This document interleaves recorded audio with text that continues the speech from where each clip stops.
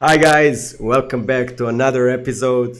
Today we have amazing Jonathan KUO, which is waving at you, and he's gonna talk about his process. I have been watching his work for a very long time. I think it's 4 or 5 years, I'm not sure. But his sketching process and drawing process is one of a kind. I really enjoy it. He's also designed language. He has worked on a battlefield and he worked on Magic the Gathering and many other projects. Also, he's an instructor and we will go through all of these subjects on this stream, and I enjoy because this is eye candy for me and I know that you will enjoy. Hi Jonathan. Hi, what's up, Darko? I'm Feels just so make weird being. feels weird to have that kind of introduction. Yeah, it's like Yeah, damn, like my whole life history. Jeez. yeah. We did it, your whole life history in a couple of seconds done. Yeah, whoa. And so thank you so much for joining me, man. Yeah, no problem. It's such a pleasure to see you on this stream. I've been following your work for a very long time, and I want to know, how did it all start? What did little Jonathan do? And did you draw as a kid? That's the first question for me. Mm. Well, yeah, I always drew. I came from a family of artists. Like my dad was he was a he's a graphic designer, photographer, Nice. and illustrator, and he kind of like geared more towards graphic design once like when during the heyday of graphic design, Mhm. like the golden age of graphic design, like during the 80s and 90s. um he thought that it'll be more efficient to go into graphic design instead of just like illustration. Mhm. So that's kind of what my dad kind of geared to it, and then my mom was also a graphic designer, so I kind of came from like a artistic background. So I was kind of introduced in art at a young age, but I wasn't serious at it. I mean, I doodle in high school, but it wasn't never like never realized it was like a job, right? Like Yeah. there was, I didn't know there was like even a thing called concept art. I didn't even know there was I don't even think there was even a name for concept artists back then. They're probably just still called illustrators. Yeah. Um, so yeah, so I did doodle when I was a kid a lot and do a lot of fantasizing about like, comic books and drawing anime and like American comic books and stuff. Was really into like Marvel and stuff like that too. So yeah, that's kind of like how, and animals. I was really nerdy out on dinosaurs when I was a kid, and never kind of grew out of it. Just got exception just got more worse and worse. Like just got more crazier. Yeah. I can see that your passion are. I mean, I can see what you always draw and what inspires you. So, how did that happen that you like dinosaurs so much? Was there any something that triggered it, or you saw something? How did it go? I did it to like when my mom took me to one of a museum in Taiwan. Well, I guess it was more a science center, and they had like all these dinosaur displays, and kind of just like fuel my imagination Mm, in like this grandeur of all these like mysterious animals. It's like the nature's creature design. yeah. Like nature's design for creature design. So it's like, whoa, like, so it's like something crazy that actually happened without just using a normal, like, without a human imagination. It's just like the imagination of nature itself. So that kind of drew me into that interest and got me really interested in design. Like, I started really wonder like how like the adaptation of like the flaw, like kind of like it kind of gave me a seed to be interested in understanding like design language, I guess, like when I was young, because I started wondering like why did nature like made these creatures like this, like why are they so big, why is T-Rex design so, why is T-Rex arm so small, like I started like questioning these like, and then started like looking for answers and then watching documentaries, reading books about dinosaurs, and kind of kind of gave also helped me, gave me a seed of like understanding like nature's design, and kind of helped me feel this love for like design itself, like just think about design and think about nature's design. So that's kind of like, yeah, how I kind of started. Like it all started like when I was a kid. My mom would take me to all these like museums and stuff, and I got really really pumped seeing these big giant creatures and kind of feel my love for understanding nature. I see.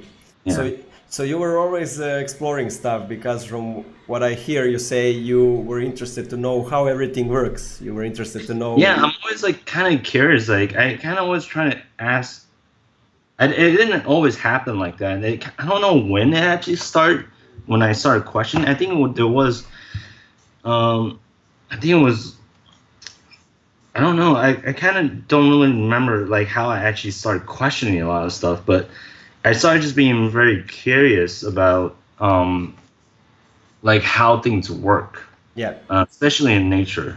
Just like why, and just started questioning like why does a cheetah look like that? You know, like why does this look like that? Why is there a difference? Like why? And so like I started asking a lot of these questions, and the curiosity kind of just like kind of fueled that.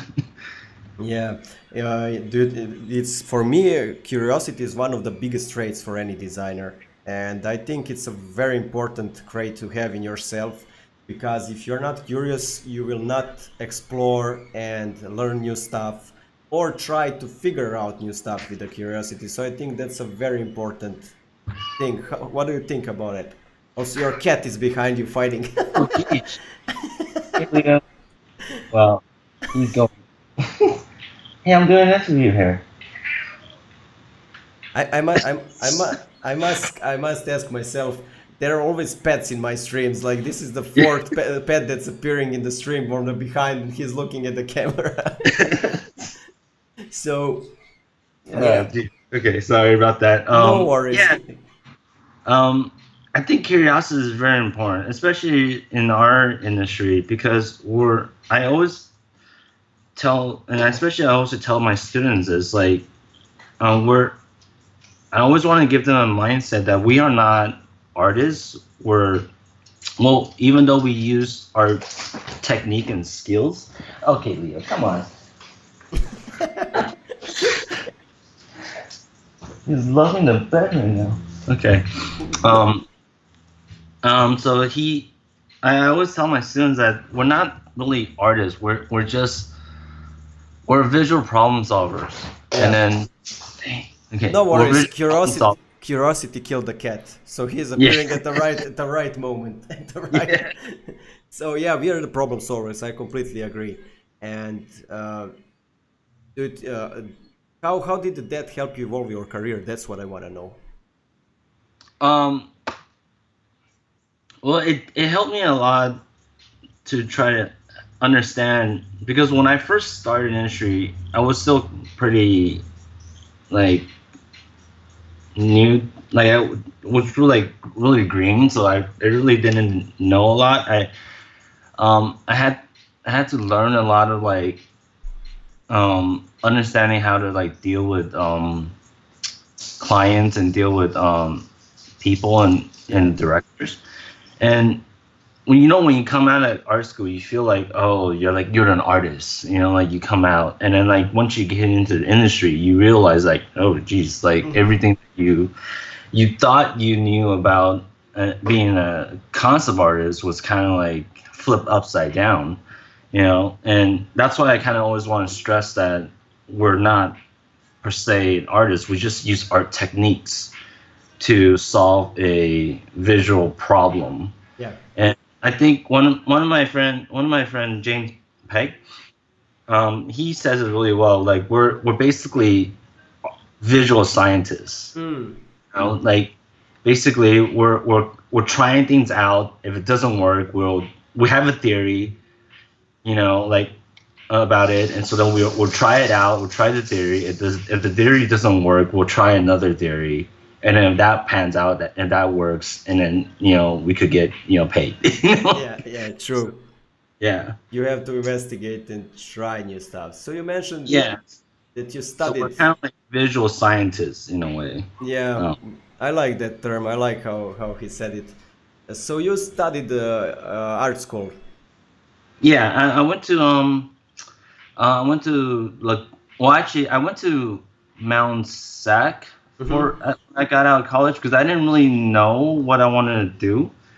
Um, I started, so I went to Mount Sac and I did not. I only took art classes. I see. I was supposed to go there to take my GED and like finish my GED so I could transfer to a school, but I totally did not do that. I ended up just taking live drawing classes and then like took all the art classes but not not enough GEDs. Yeah. And then I kind of gave up on school for a while and I was like, I just want to make money. So I ended up giving up on school and then I went to just do caricatures. Hmm. So I started just doing caricatures. I went to the zoo, I went to Hollywood, and I got these like caricature gigs where I'm just like sketching, um, like cartoony characters and stuff. And after that, like one of my friend wanted to make. He had like a little short film that he wanted to make, and then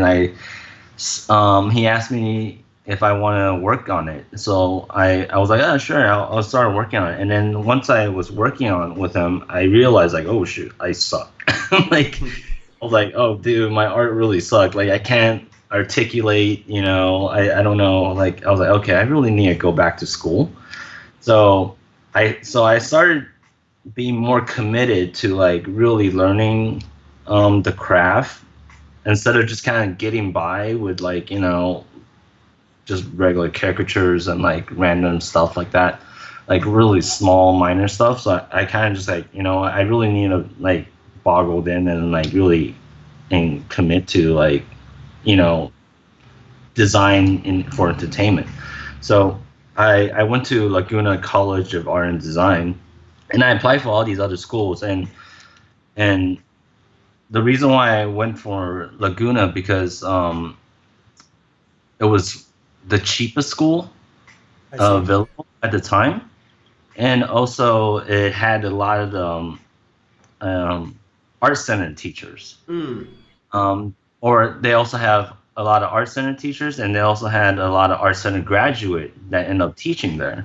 Nice. So I figured like, well, instead of paying a full like all my other friends, like they actually went to like art center, Yeah.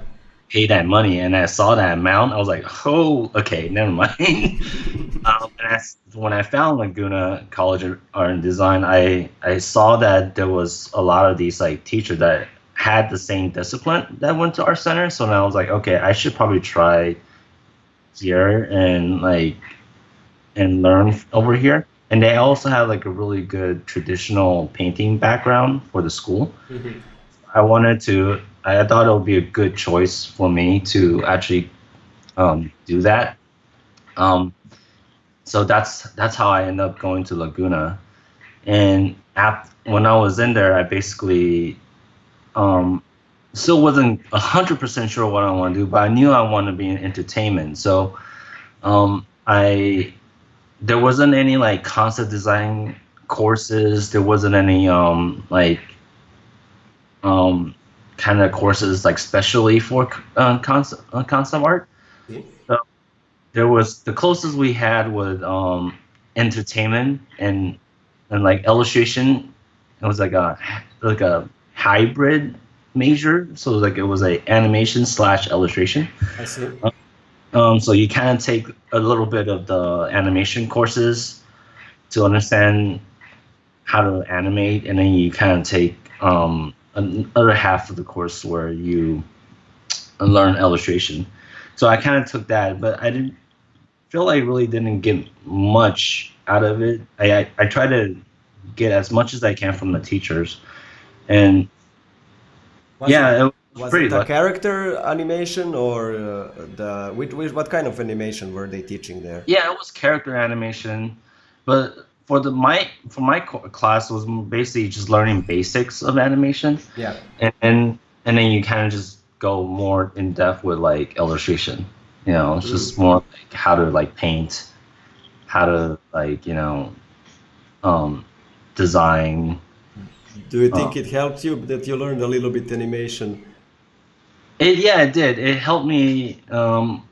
Like it helped me quite a lot to understand animation, to kind of understand how things move, and so it makes to help kind of help me like get I like understanding how movement works, Yeah. especially for animals, and how to like apply weight on a creature, and to make it feel like it's not just floating all over the place. Yeah.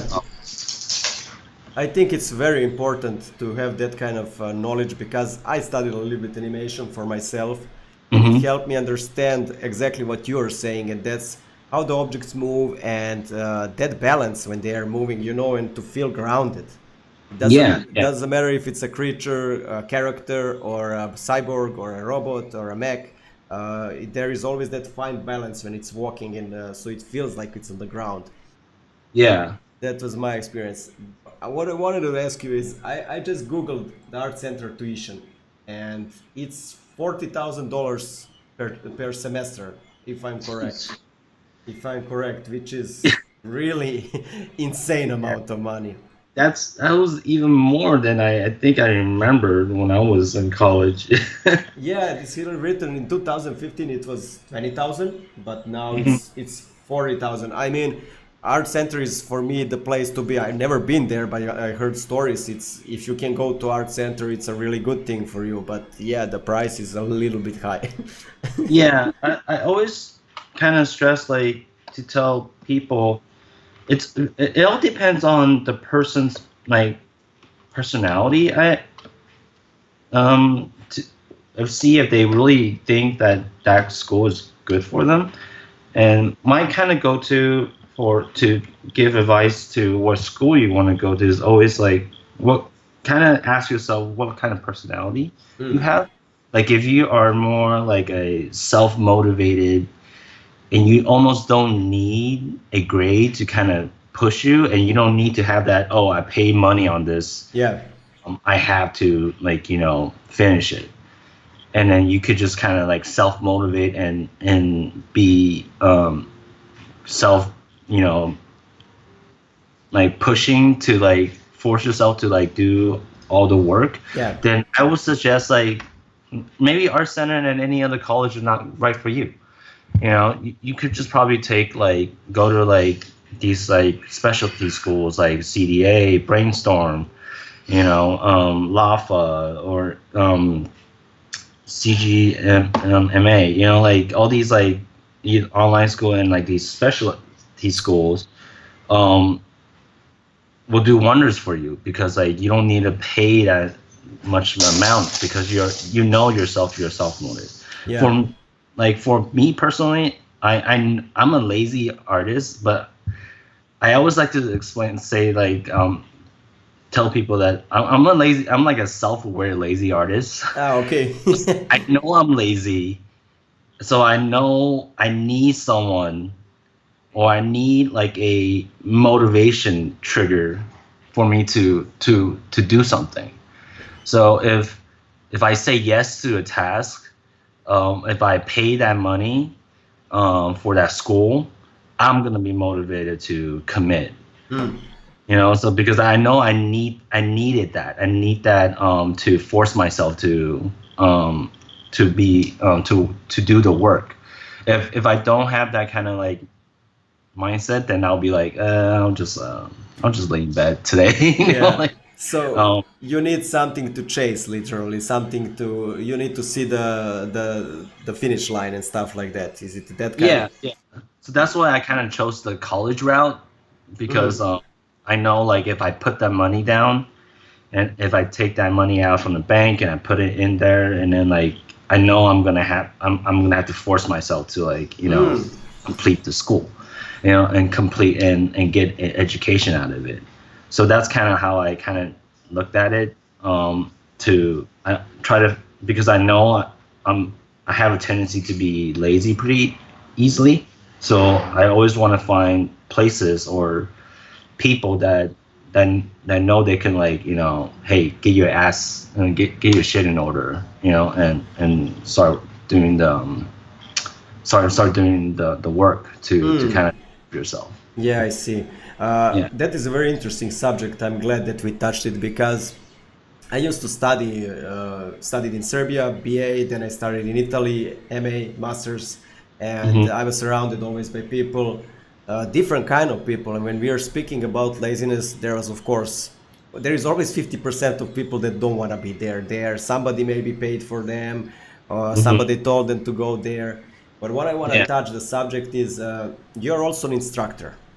Hmm. And I want to know what kind of students do come to study at your place? Do you have different kind of students?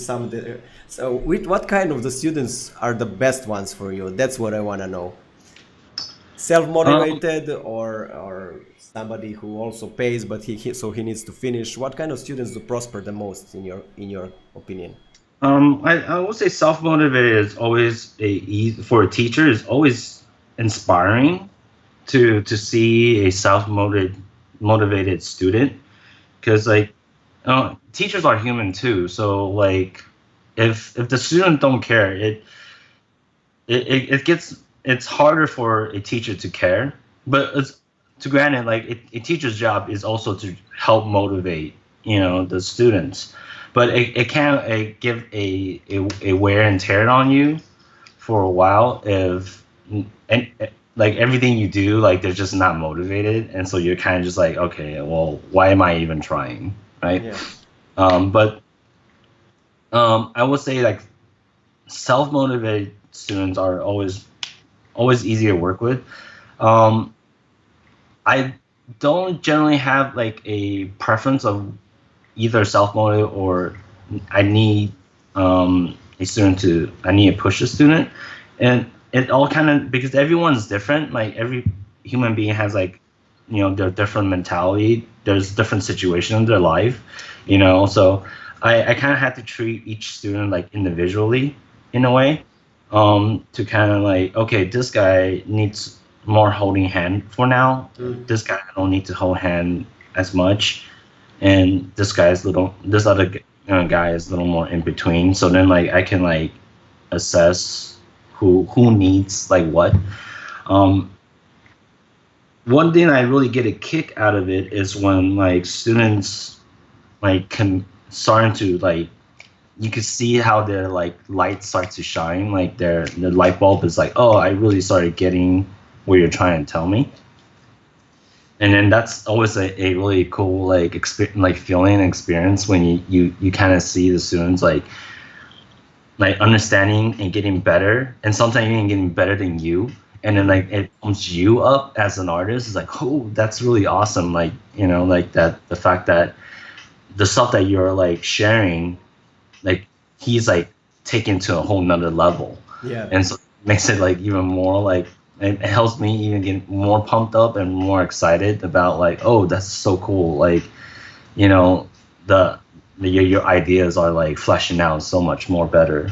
So yeah, that's one main enjoyment I have with students, is when they started to like figure things out. um, yeah. Yeah, it's always rewarding to see your student prosper and to see that you gave him the seed and he's developing something for that. It feels really good. Yeah. And what kind of course do you have and where is it located so people can know if they want to join the course? um, so I teach at Brainstorm and in Burbank. There's two schools: there's Brainstorm Inland and Brainstorm in Burbank. I mainly teach at Burbank, and at the I just finished my class yesterday too. At the moment, I am I was teaching mech design, Mm, pro, and and sorry, VizDev design. This for more advanced students where they want to kind of have a portfolio I see. of the visual development idea for their own like personal IP that they want to develop. So yeah, that was the two classes I was teaching there. And then on Sunday, I usually teach animal anatomy at CDA at Concept Design Academy in Pasadena. Yeah. I will post both links, guys, in the chat so you can find them and subscribe to amazing course that Jonathan provides. So I am sure that you would enjoy.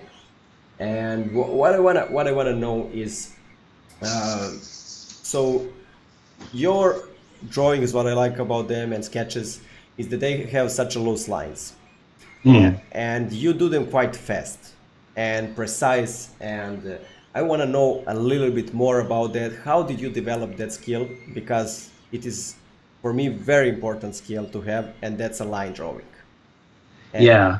I think that line drawing is the number one to show off the design. If something is working in line, it's gonna work in paint for sure. There is no doubt about it. Mhm. And I want to know, how did you develop that kind of amazing skill that you have? What was the influence? Can we talk a little bit about that? I wouldn't even say I'm a fast sketcher.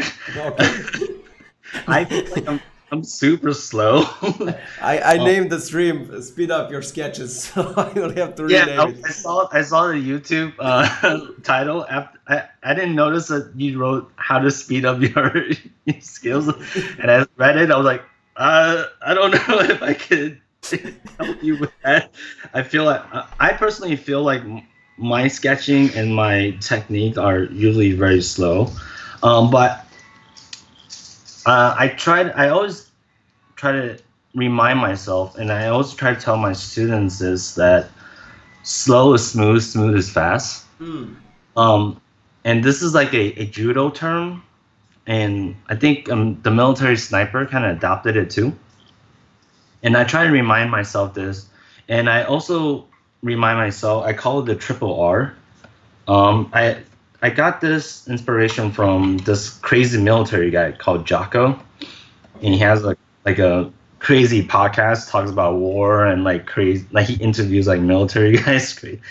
But I learned, I got this from him. It's called reload, recalibrate, and re-engage. So I named it the triple R, and I try to remind myself a lot of this.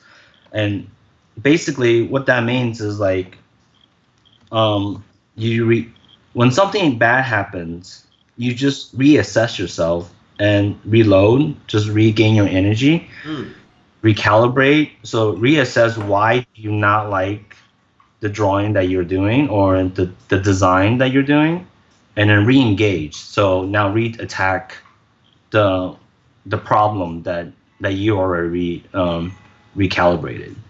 So I try to remind myself this. So for example, like if I'm drawing this like dragon-like creature, and I want to get point A to point B, like if I want to, for example, I want to draw the scapula here. Okay. Now my point A to point B is here. I draw this line. If I don't like this line, I'm, instead of fidgeting and then like getting frustrated, I'll kind of like just step back and then go relax. Okay, reload, recalibrate, re-engage. Like okay, I'm gonna take a break, step back a little bit, and then kind of recalibrate. Going, okay, why do I not like this line? Why do I not like this shape? And then I'll go, okay, well maybe it's too parallel. Then okay, then what can I do? And then so I could probably get a little more thick to thin with the shape here. Then that, so now I'm in the middle recalibrating everything. And now I'm gonna re-engage by going back and then re-engage, but with the same commitment of being just slow and smooth and being more methodical. And I try to remind myself this all the time. It's not like I'm perfect at it. That's why I constantly always have to remind myself. And then when I'm teaching, I try to help tell my students this as well, to kind of like help them understand, like don't get so like don't get so caught up of like it's gonna look perfect, because I always say like the instant gratification of Photoshop And then the instant gratification of like 3D tools can be an illusion to an untrained eye.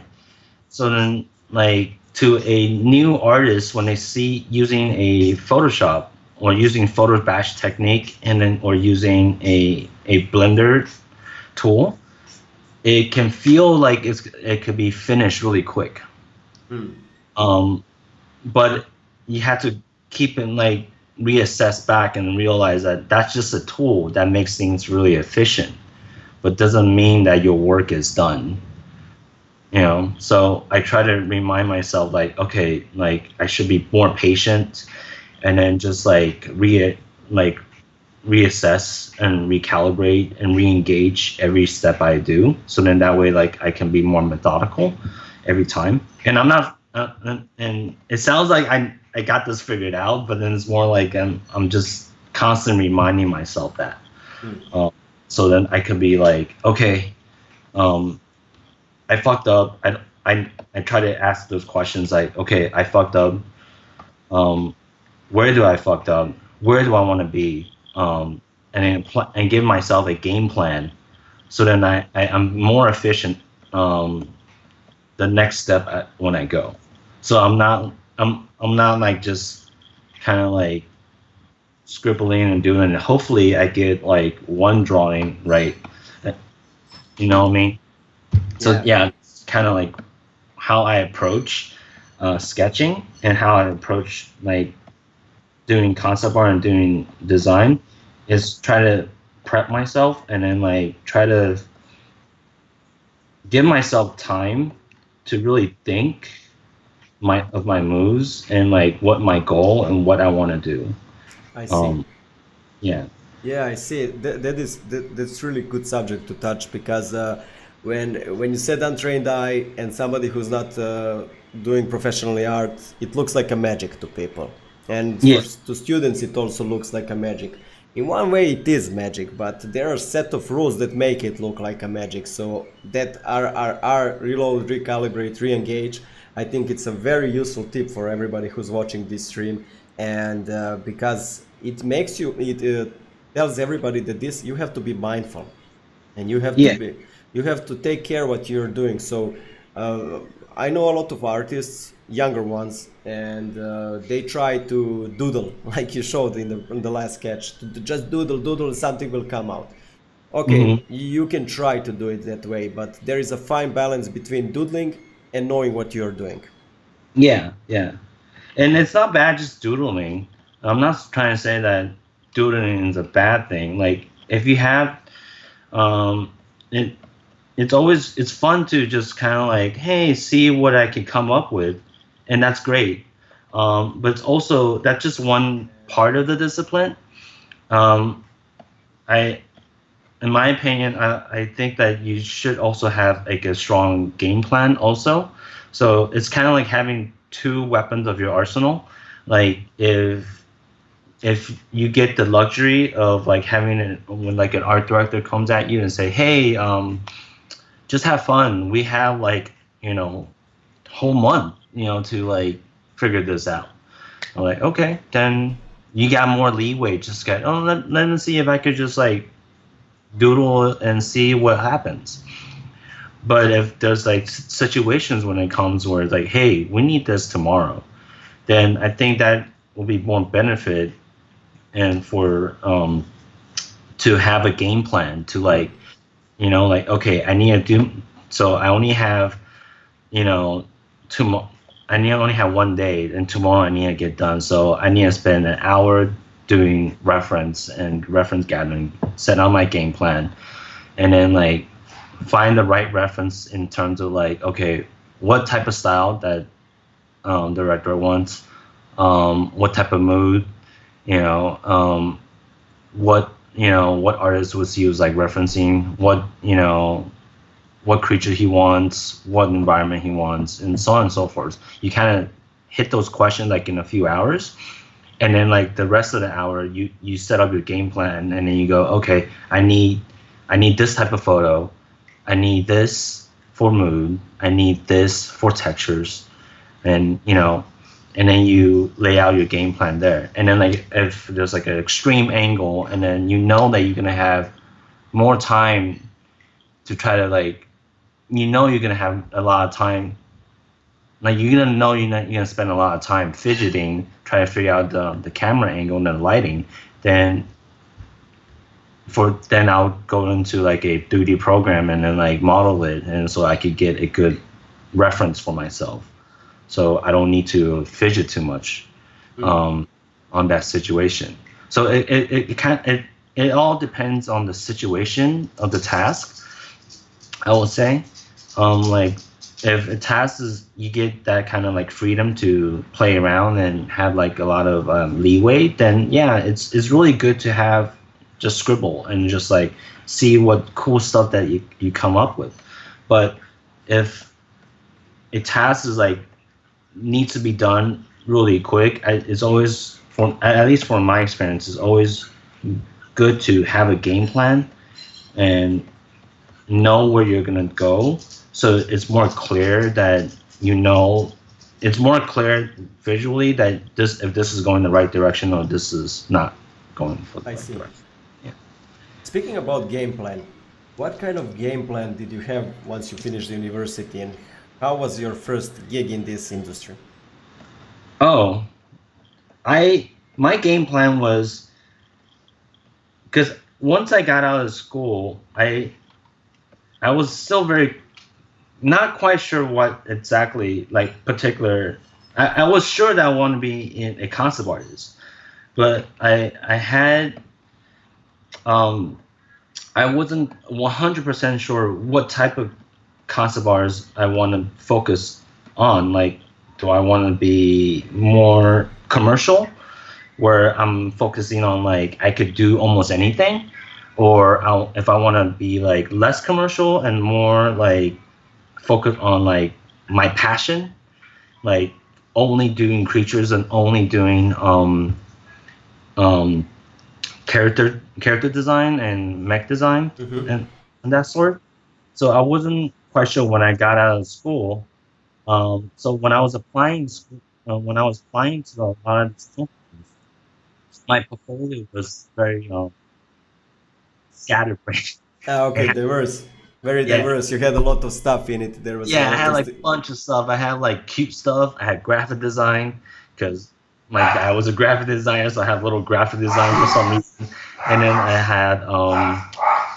had figure drawing, and I had animal drawing, and I had character design, and I have environment design, I had props, and I have storyboards. I was like, it was scattered all over the place. And the one damn. That's a lot of stuff. Yeah, and so one thing I learned when I was applying with the type of portfolio I had was a lot of the big companies saw my work, and then they went like, you could see the recruiter just had like a vein pop out of their head when they saw my work. And then the first question they always ask me is like, oh, okay, what do you want to do?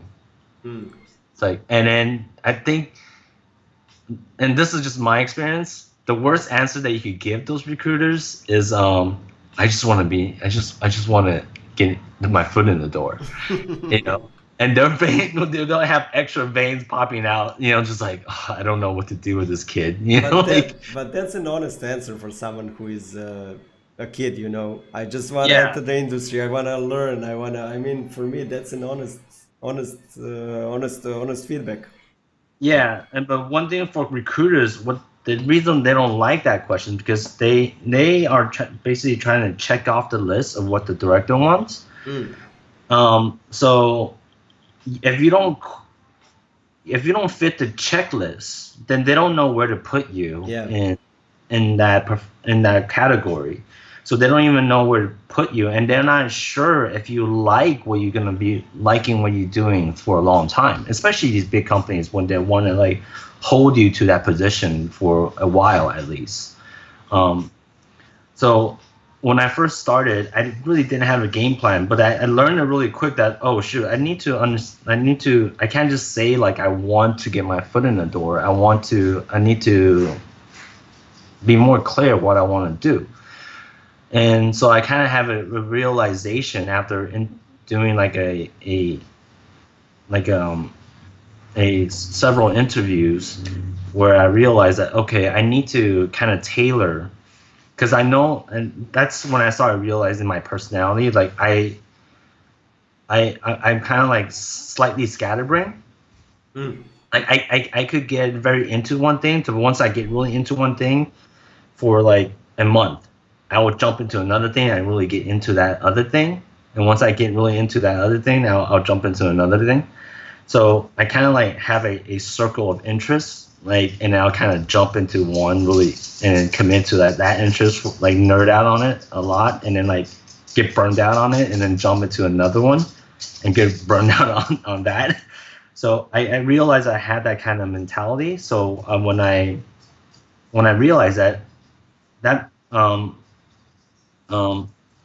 and looking at my portfolio and understanding the recruiters, I realized that okay, I know I scatterbrain. That's how my portfolio is, but I need to adjust my portfolio to tailor what they like, Mm. to tailor what they're looking for, and that's kind of also how I started realizing that we're almost visual problem solvers.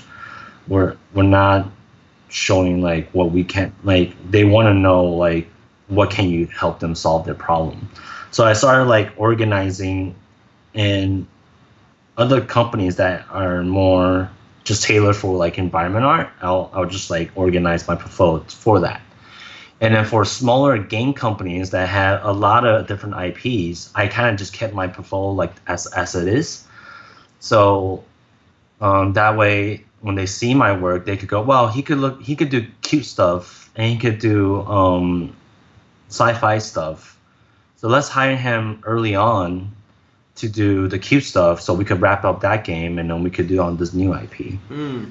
So, with my experience, that's how I kind of got my foot in the door, is to start working on a lot of these small game companies, where they have like all these like multiple different IPs that they were trying to like pitch, and there'll be like one successful IP, like on the Facebook game or an app game that they had, and but then they have all these other stuff that they're working on. So they basically hire me almost like ahead of time, so that I could work on the cute stuff, and then I could also work on the the more hardcore sci-fi stuff. I see. So yeah, And yeah. I see. So what I want to know is what is the difference between a big studio and a small studio for you? What are the advantages and what are disadvantages? I guess the advantage for a smaller studio is um, that you probably are more free to jump into other disciplines. Mm-hmm. Um, you might be able to do character design and prop design and environment, because mainly because they're probably small and they don't have a lot of manpower. Mm-hmm. You probably have opportunities to do that higher. For big companies, what my experience is usually more towards like your work end up being um, more tailored to one thing, I see. starting to more focus on one type of task and one type of style. Mm-hmm. You're becoming very like good at that particular style. Mm. Yeah. So I think that's at least that's my experience.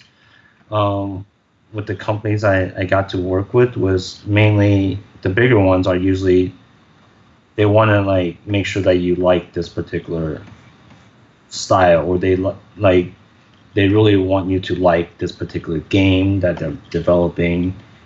Like you almost have to be like super hardcore about that game, and you know and really know a lot of like The restrictions, rules. yeah. Yeah, that design language is always hard.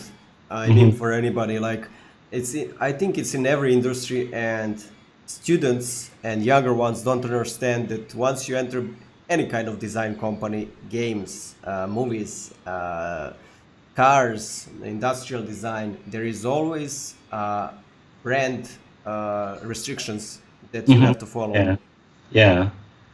So yeah, that's one thing I've noticed a lot is like just having this. Oh my God. Oh, here we are reconnected. I apologize, Jonathan, for No this. problem. I didn't expect it to happen. But let me check what's happening. I think we are back. There is always. Let me just check. I apologize one more time. I didn't expect this to happen. Yeah, yeah. So yeah, that's one thing So how do I reconnect now? What?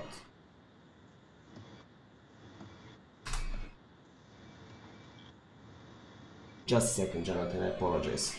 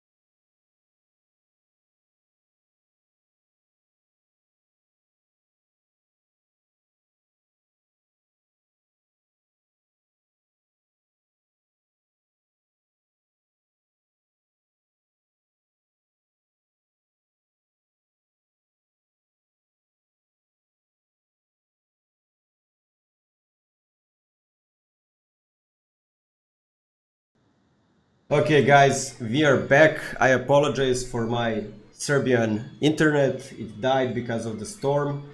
So we are back again and continuing with this great stream so far that we had from Jonathan. And yeah, everybody is here. I apologize one more time. So let's do it. Welcome back, Jonathan. Yeah, no problem. I apologize to you. So we were speaking about what were we speaking about? Oh my God, my brain died for a second. So I will have to catch it Yeah, up. got to. What I want to know is, I first want to check. Yeah, the stream is working. That's what I wanted to know. Perfect. So what I want to know is, because as I mentioned in the stream, your line work is amazing and I love it. And I wanted to ask is, what is a successful sketch for you? What makes a successful line drawing and sketch from Um, Jonathan KUO? I think to me, a successful sketch is just clarity. Um, Having clarity what your intention is, and having confidence with your lines can help that clarity, and let the viewer to be at ease what your intention is. Um, so I tend to do like I'm I always tell like my students is that like try not to do too much of this. Try not to do too much of this, or try not to do too much of this. Mainly because I call these visual stuttering in lines. You're not thinking as a whole, and you're not being committed to the goal that you want. So you're kind of doing this. So number one, you're not seeing the creature as a whole. So you have a higher chance of like failure once you like step out, like once you zoom out of the once you zoom out of the I'll do like a version like once you zoom out, you go like, oh, whoa, this looks weird, you know. Yeah. So thinking about broad and thinking about big first and then small later. So trying to get big broad lines first and then do small lines later, and then you can get more visual clarity. I think one thing that a sketch for me that looks finished, it's how clear is it? How clear is it for me? Because usually a sketch for me, it's like a notebook. It's like it's part of my notes. It's like I always try to imagine like because I'm not good at spelling. I'm not a good writer. So I always try to like if I'm like an artist and the only way I can communicate and the only way I can um, gather notes for myself is to draw it. So like I need to basically draw clear notes for myself so I can remember what I could do for this project, like for this creature. Hmm. Yeah, so I always make sure that it's more visual clarity so that like making sure the perspective is the perspective that I want, making sure that um, the mass is the way I want. So I could either step back after I'm done with the sketch saying this is good because this, and this. This sucks because this, and this. So I can like look at my sketch like a notebook and look at it, excuse me, and look at it very clearly and saying, okay, I like this design because it has this.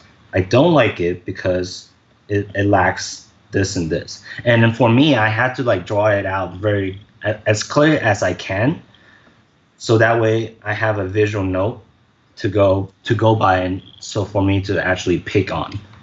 Um, so yeah, I that's why I always stress about just being more visually clear.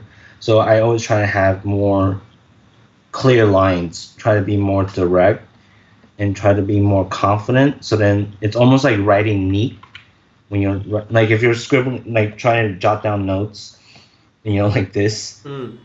in the teacher, and then you go home like what did I just write?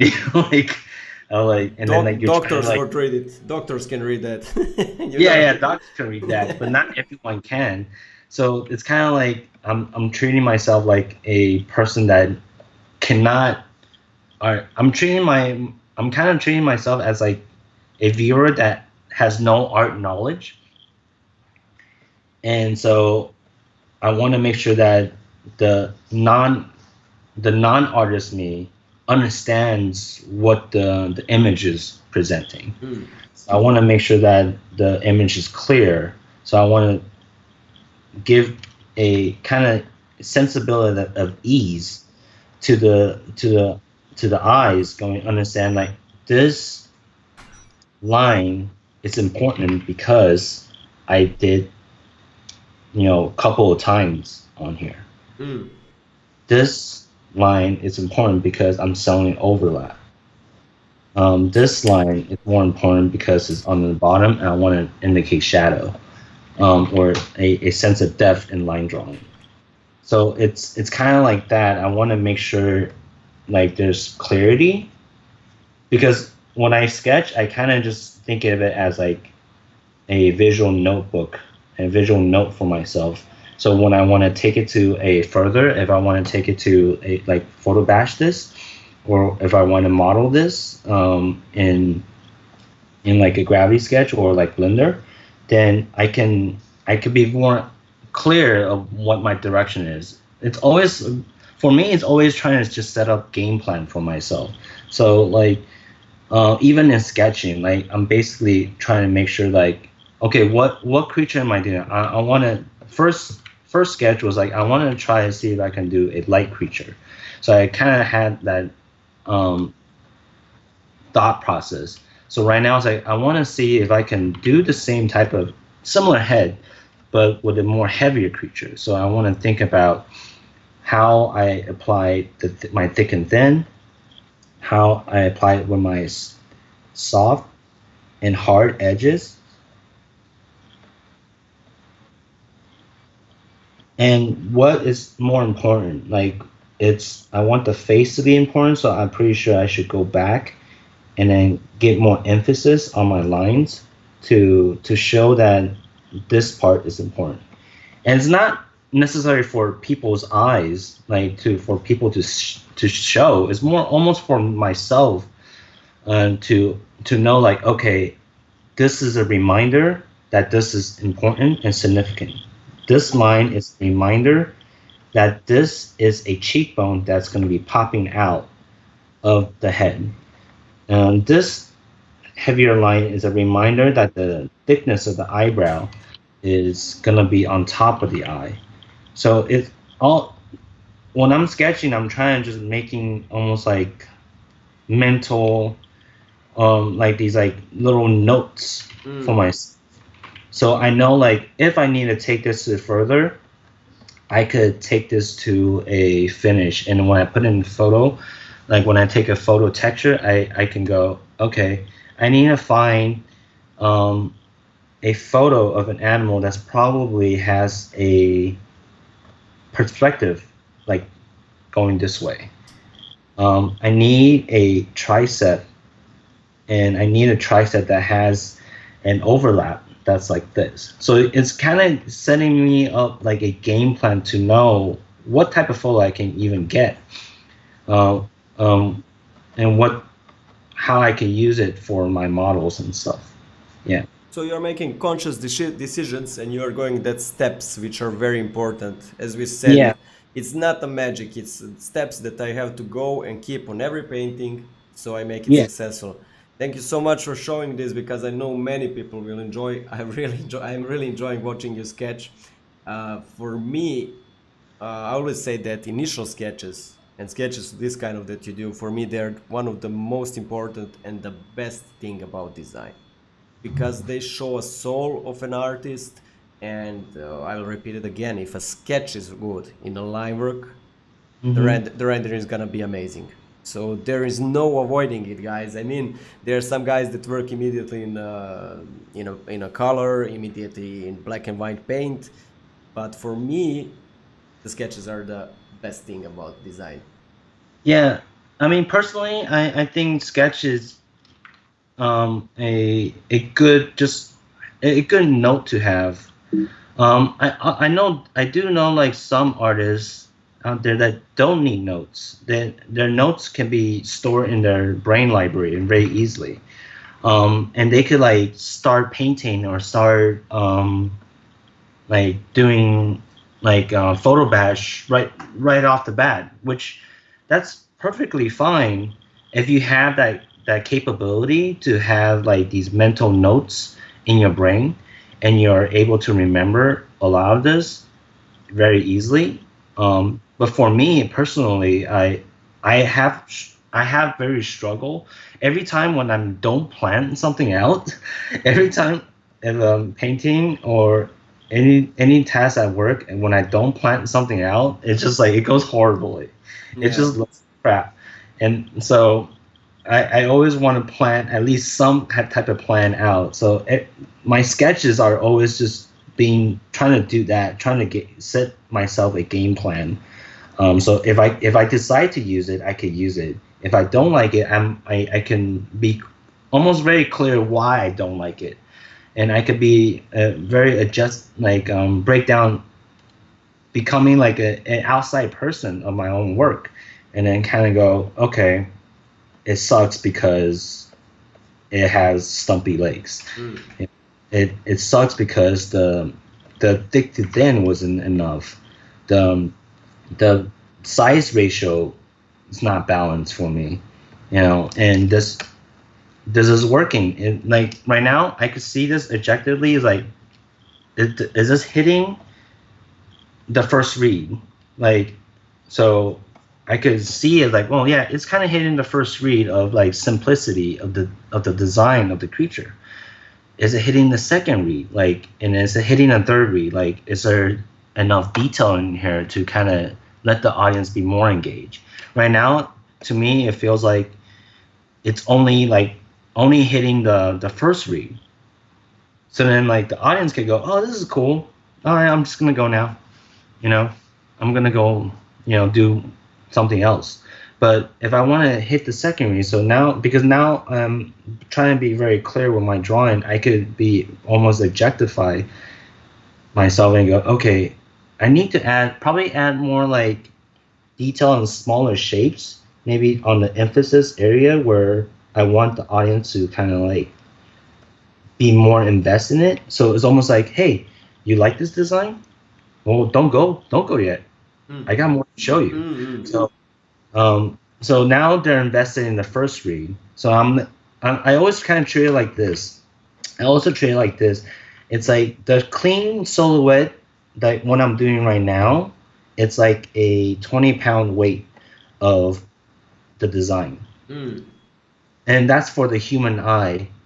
Like, so the human eye is the muscle. So this is a 20-pound weight. So 20-pound or 10-pound weight. Let's just put 10-pound weight. Like 10-pound weight, it's very light. It's very easy to carry. And it's very easy to carry anywhere you go. So it's very easy to remember. So like if someone like I kind of treat it like if almost like when you're watching a movie like watching Star Wars, when you watch Star Wars when you drive home, can you remember the Millennium Falcon? The shape it's basically this, but you don't remember any other nooks and crannies of the design. True, absolutely. You just remember this. So that's the lightest pound weight. So for this image, I'm trying to draw it clear so then I could see the lightest pound weight. So now I have the lightest pound weight. I was like, okay, now that means, but it's there's only 10 pounds right now. Can I add a 50-pound weight? So a 50-pound weight is probably the more medium and smaller shapes that I could be more emphasized. So maybe like the head and the areas of smaller shapes like the feet.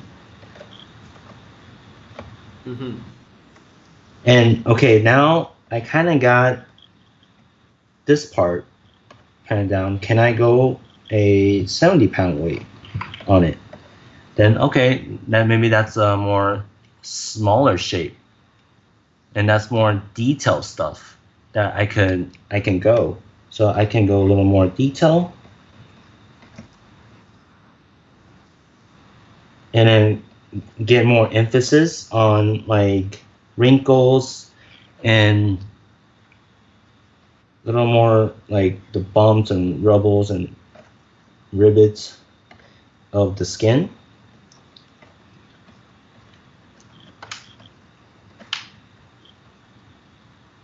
Maybe like a design, because this shape captures a lot of attention. So if we want the audience to be more invested in it, maybe I could do a little more emphasis on like treat it almost like its own character. So if I treat this as its own character, where's the big and where's the medium and where's the small shape? And I could play around with the design in here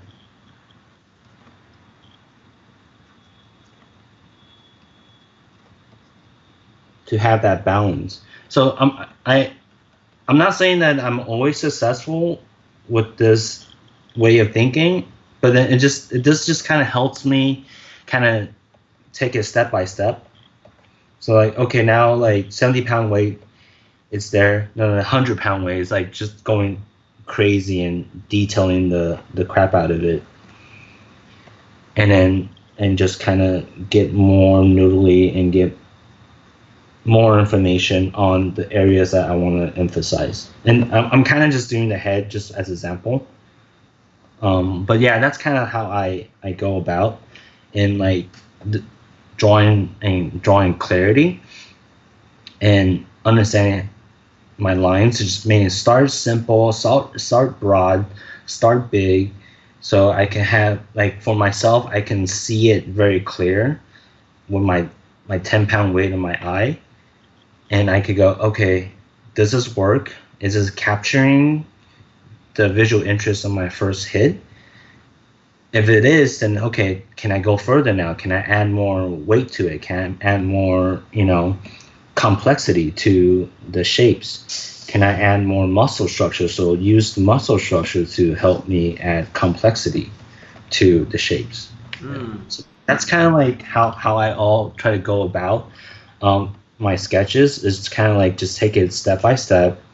Don't rush. Don't try to be slow. Try to be smooth, and try to be clear. So then I don't need to fidget as much, and I can be more, direct and be very clear what my goals are, and my goals, what my goals need to hit, and I could be very, and after I'm done, I could be very clear and see my work very objectively and say, does this work? Is this working for me? Is this visually interesting? Does it have a ease of shapes allow me to let the eye to get to 100-pound weight of design? Um, does it all have that all wrapped up inside? And if it doesn't, then I could, pick it out very easily, and I could go, okay, let's redraw it, and let's see if I can do it better the next time.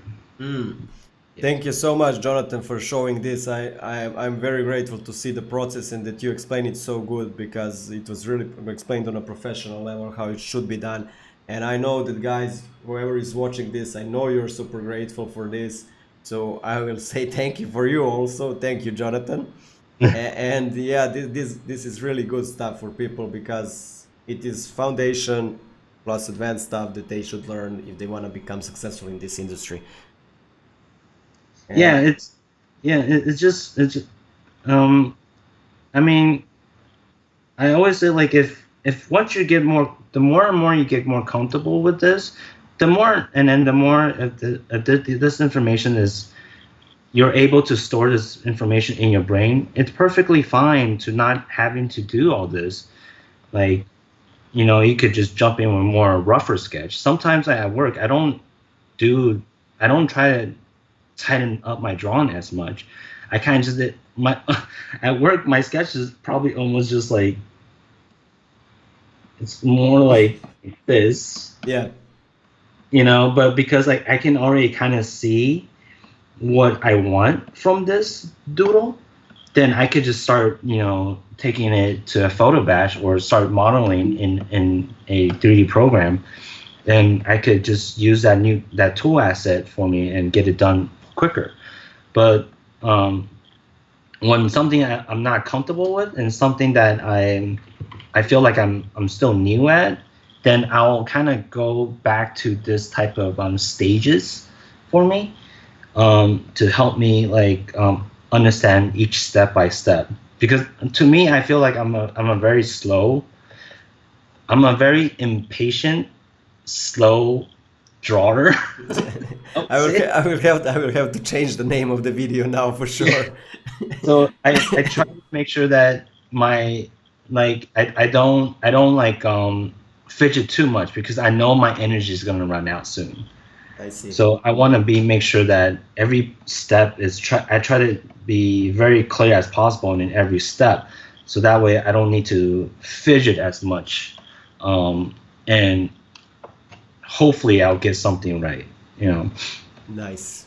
Yeah. So yeah, that was, guys, 1 hour. I think we can finish with this, Jonathan, because we are 1 hour 15, and this was amazing. Last 20 minutes, the whole stream was amazing, but last 20 minutes, what you showed, I think everybody's gonna appreciate it very much to have it on the internet live.